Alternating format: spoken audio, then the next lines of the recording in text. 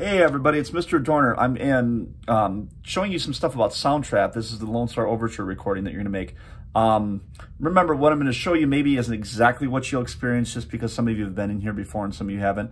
And keep in mind, all my stuff is the teacher version of it, so that it's going to have a few more bells and whistles and stuff like that. But this is basically what you're going to see, okay? All right. I've invited you to Soundtrap. You're going to go accept the invitation and get in, and you're going to log in and see this. Obviously, it will say your name, okay?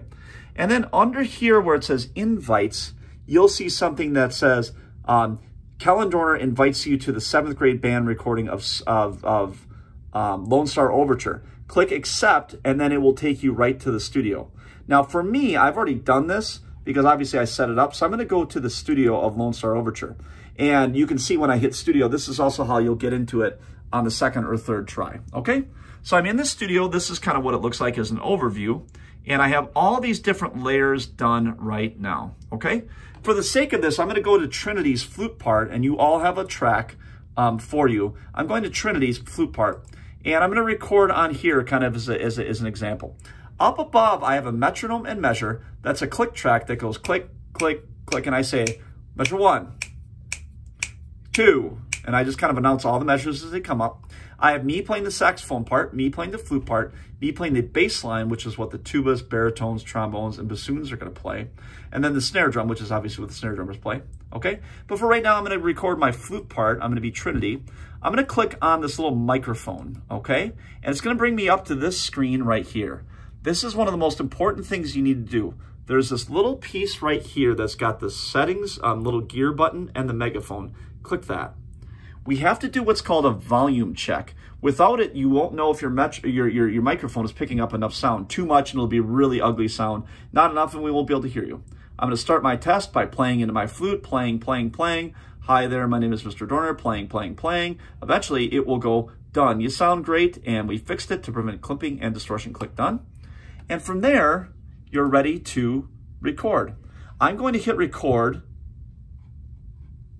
and then watch what happens. There's a click off track actually in the metronome. Let's listen. 1, 2, 3, 4, 1, 2, 3.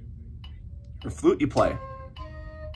Now, noticing on the bass line here, this is where measure 7 comes in. This is where the trumpets, trombones, all brass basically comes in. So watch when that hits, you'll see the bass line come in. So if you're a brass person, you will need to wait until that portion. I say measure 7, which is where you come in. And then you can see it by following the yellow and noticing that, okay? Here's measure 13. All right, I'm done recording. Now, I'm done recording. It's going to process it. I'm going to drag it back to there. You're going to want to hear how you sound, but it's going to be really hard to hear how you sound with everything. So watch how I do that. I can click on what's called solo this track, the little headphones, and it will show me just Trinity's part. Let me push play. Now, Trinity not only doesn't sound like a flute player, she sounds like a person talking who sounds incredibly like Mr. Dorner at this point. I don't really like that at this point. I want to record it again, or maybe I played some wrong notes, whatever.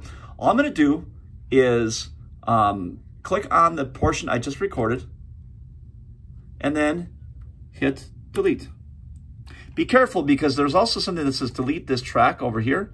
If you delete the track, it'll just get rid of your track entirely, and then you'll have to create a new one, which is a little bit tricky to do. So just go over to the portion that you just did, hit delete button, and it will delete the piece you just recorded, okay? Obviously, I don't want to do that. That was my snare drum part, okay? Here's the most important thing. When you are done, you need to go up to the top and hit save, okay? You have to hit save. You're all used to Google, where it saves automatically for you. And unfortunately, if you don't hit save, it will not save a thing you do, okay?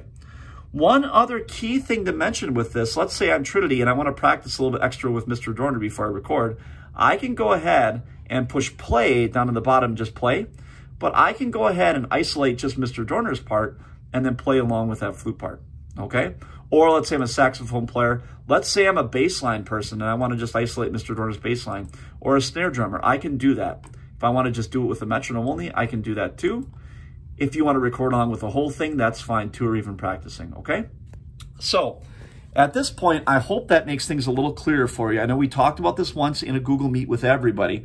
And then there's some instructions like paper, printout versions of it with, note by note, line by line kind of things for you to do. But I thought maybe a video would be the easiest way to help you with some of this stuff. If you still can't figure out after all this, that's okay. Send me an email. We can get together on a Google Meet and I can help you individually one-on-one with some of the issues you're having. All right, good luck. Happy recording. Bye.